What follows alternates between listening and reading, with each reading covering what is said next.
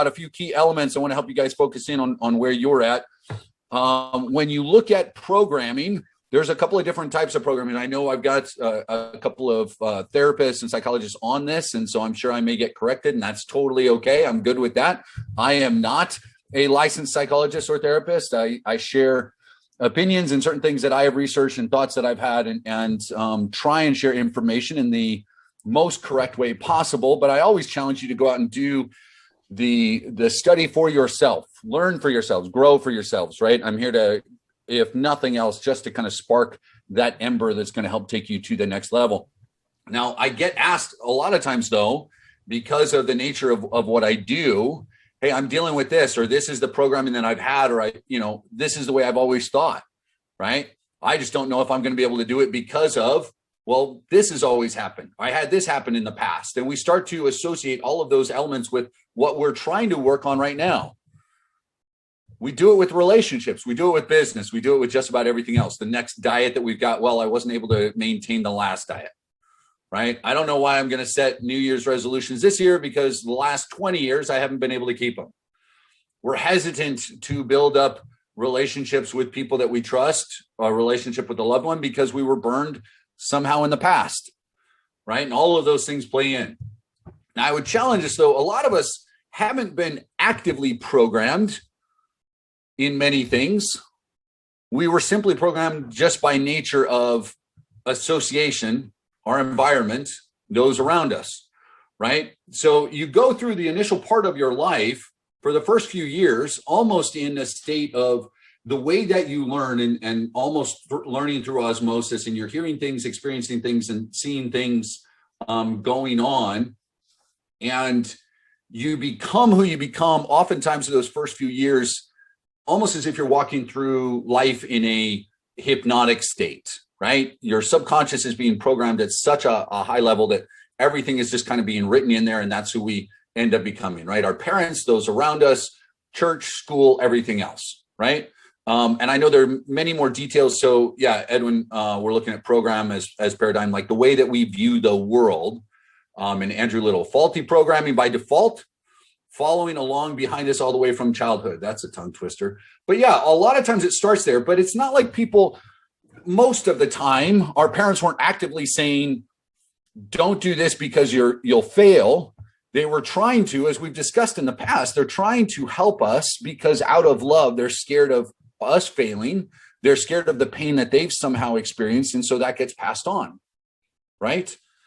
And so we're going through life with, there's almost this kind of system 1, system 2, and I know there's other ways of phrasing that, and there's medical terms and everything else, but let's assume for the sake of this discussion, system 1 are those automatic responses. Those are kind of the unconscious bias and programming that we've created. Our brains as a whole want to be as lazy as possible, right? Our brains are looking for the simplest way to achieve something, and that's why forming habits, breaking habits, changing habits. That's why our brains have created how they use the neurotransmitters to start to create the habits, right? Let me share.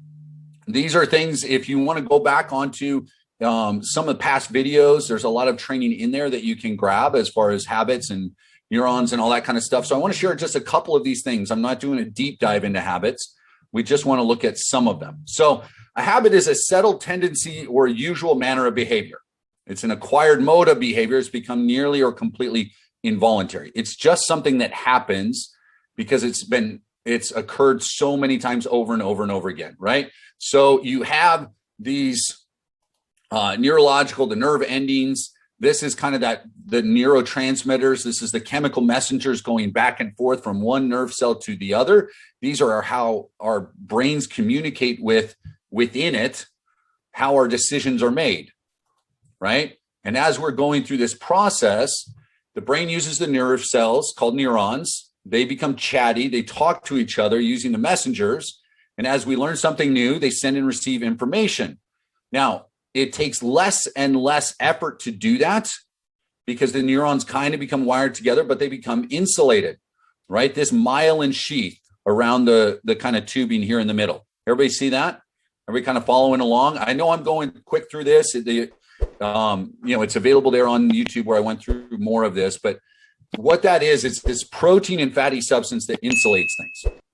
What that allows it to do is the same way that a wire transmits electricity. With the insulation, it allows it to move faster, right? We all kind of have that.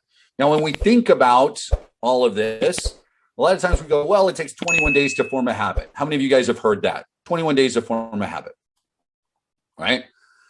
That's really kind of a misnomer. Now, I've talked about this before, but studies were done, and the 21 days to form a habit came from a book that was written, decades ago. I want to say in the 50s. They did a study, and he said, on average, you may see this, but what they did is they took the 21 days because 21 days was a lot cooler to write about, right? It gives you a headline. Even decades ago, that's what they were looking for, a way to capture your attention. Because would you rather hear, hey, it takes 21 days to form a new habit, or would you like to hear, well, it takes anywhere between 18 to 254 days to change and build out a new habit? Which one are people going to pay attention to? 21 days. Oh, I've been smoking my whole life, 21 days. Well, my relationship with money sucks. I just need 3 weeks and I'm good. Right? It's a brand new habit. If I just think about it every day for 3 weeks, there we go.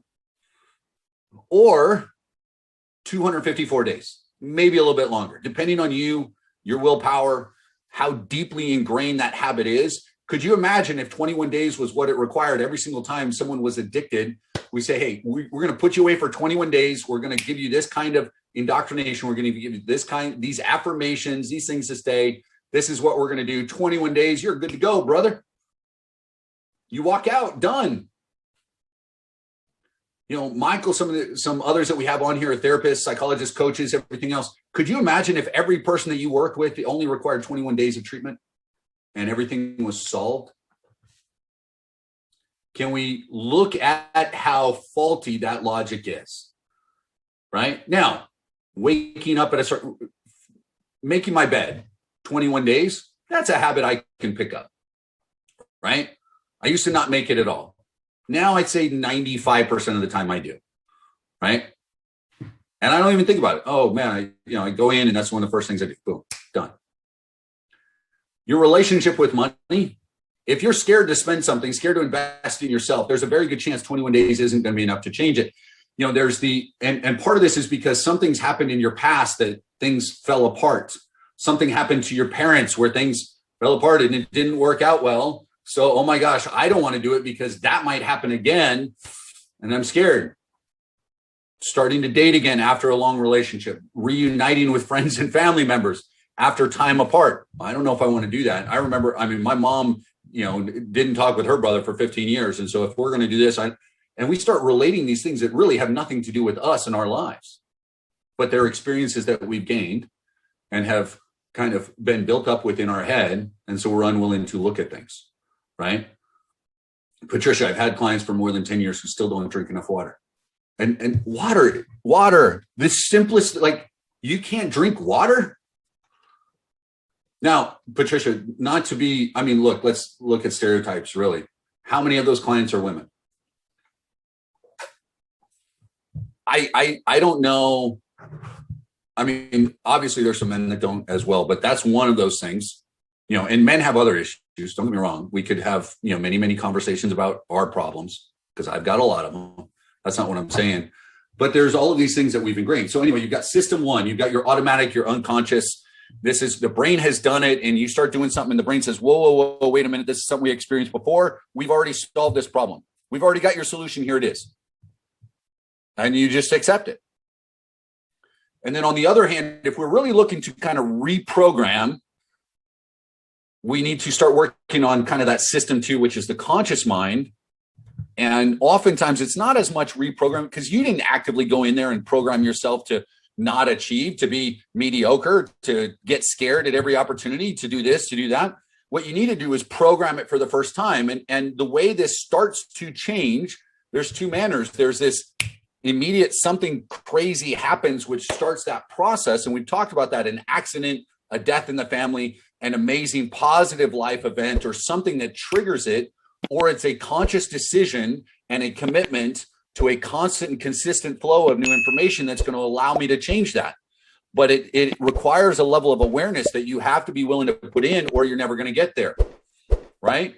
You've got to be aware of when those thoughts pop up. If it's a negative, and there's a difference between a thought that's coming in from my subconscious mind. You've got to pay attention. Is this something that is fearful? Is this something that's just trying to protect me and it's keeping me from taking the next step? Or can I consciously make the decision to empower myself and stretch and bring in kind of some positive energy to this to become a better version of myself?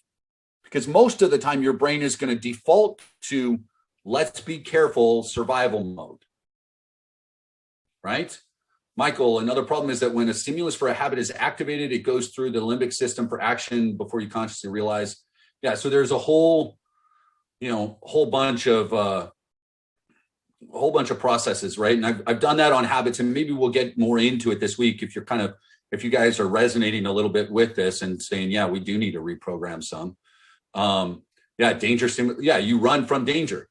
But here's the thing: whether you believe in God or evolution or anything in between, we're not in the same situation we were in thousands of years ago and I've talked about this with ADHD, right? Like one reason ADHD years ago was so great is because those were the guys that were on the edge of the village paying attention to all the danger, and they're looking everywhere and stuff pops up and I'm good to go. I'm going to react. And nowadays, no, I need to sit and focus, but I don't have, lions coming after me anymore, right? I'm not worried about my ship sinking while I'm trying to fish to feed my village. My danger stimuli is me walking around the condo association here and seeing if I walk around a corner, if there's going to be some dog off their leash, and I got to make sure that my dogs don't freak out. That's my danger stimulation now. So our brains start to look for other things that would be considered that. So we need to look at how to empower ourselves to take that next step. Susan Jeffers, feel the fear and do it anyway. Awesome stuff. So all of this, let me give you a couple of things, right? So within the conscious ways to something that you need to do, and this is how we start to transform things. So you need to look at RWID is one way to look at it. So that's the relative, how often it's there. It's the weight that we provide it. It's the importance in our life, how much importance we give it, and it's the duration. So it's the not just the frequency, but the duration of the time that we think about it. If you want to change your thoughts, you've got to recognize when the negative comes up, and you've got to look for the positive. So I need to look for the relative amount of times that this is happening, and how much am I giving it relevance in my life? How much weight am I giving it, right? Is this something I think about all the time? If you are constantly in that negative mode, oh my gosh, is this going to work? Oh my gosh, am I going to lose? I don't think I'm going to lose that weight. Oh, if I eat this, I'm just going to fall off the wagon and gain weight, right? Like that's not the way I should approach health and weight loss. It's not, well, if I do this, oh my gosh, what's going to happen? I'm going to end up just like my dad who died at 48. Like that's not how I approach it. I can't. Right? I can't take this step because it's, or I've got to make sure that this happens or I'm going to fall further in debt. And if I fall further in debt, then, oh my gosh. And we roll to the worst case scenario all the time. So you have to look at those things and start to transfer them into the positive and excitement, like Andrew's right in there, exchanging that fear. Look at how much weight, look at the importance that I'm giving it and how often I'm doing this, right? So relative weight, importance, and duration. How often am I allowing these thoughts there? And the only way to do that is to pay attention. You got to pay attention to you. And most of you guys don't pay attention enough to your own thoughts. Can I get an amen? Right? A lot of us don't do that. You got to focus on you. You got to focus on what you're, there's an amazing book. I want to say it's what to say when you're speaking to yourself, or, you've got to pay attention to the words that are going on in your brain, because most of us spend a good chunk of our day with a running dialogue. Is it positive or is it negative? And if you're at a 50-50, I'm telling you right now, it's negative. You've got to be able to get your brain, your mind focused there. All right. So a couple of comments here. Let me read through these. When fear comes up, I find just pushing the pause button, making a date with it for later helps me keep going and not giving it attention. Often when I have the date with my fear, it's no longer an issue. Yep, that happens a lot. Michael, applying bare attention to our environment so to properly see what's going on is critical. Then you'll see your program and biases intruding, have clear comprehension. Yep. One of the most successful habits in business coaches here in Calgary starts his clients changing one simple habit: get up 1 hour earlier every day. And he progresses. Yeah. And that goes to what we've talked about, right? One accomplishment. Accomplish something each and every day. Do something. So we got our RWID, right? We got starting to pay attention. Now, a couple of quick things, and we'll dive deeper into this on another call. But number one, you have to start to empower yourself versus strictly protecting. Look for ways to empower your thoughts and your choices and your actions instead of, being the flamingo, burying your head in the sand, or turtling up and, oh my gosh, watch out, right? When the world is doing that, that's when it's time for action, right? If you have competitors, if you're in a business and you go, everybody in my market is doing this, well, damn it, I'm going to go big. I'm going to do more, right? I'm going to take so much massive action. People are going to look and go, you're crazy, because that's exactly what needs to happen sometimes. Like, how can I empower myself and lift myself up instead of simply protecting? Quit being so fragile with yourself. Next, learn to embrace the beauty of uncertainty. Life is uncertain. And if you're looking for certainty, you're going to struggle no matter what you're trying to do. There will be days, there will be moments, there will be hours, maybe weeks or whatever, where you've just got to roll. You've got to be willing to adapt. But it's much easier to adapt when you're empowering yourself and you're taking massive action than if you're sitting in the corner. If I'm sitting in the corner and I'm hiding and I'm unwilling to make decisions, it's pretty scary when I'm getting attacked with uncertainty, right? It's craziness that's going on at that point. So you've got to be willing to embrace the beauty of uncertainty. Next is gratitude.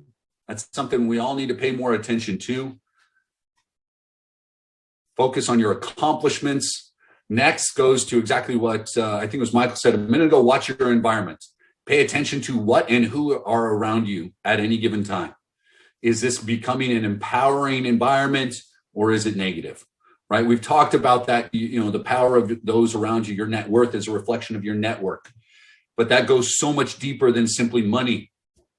If you got people around you that are smoking, you're more likely to smoke. If you have people that are 2 layers out that are smoking, you're more likely to smoke. If they're 3 layers out, you're more likely to smoke. Obesity, same thing. Depression, same elements. But so are happiness and wealth and willingness to work and fitness, like all of those things. Now, those that are on that empowerment side of the scale take more work to allow it to become part of your life, because it's fighting through some of this system 1 programming that you need to work on yourself, right? It's much easier for us to slide into the protective, negative, frustrating fear side than it is to build up to the other side.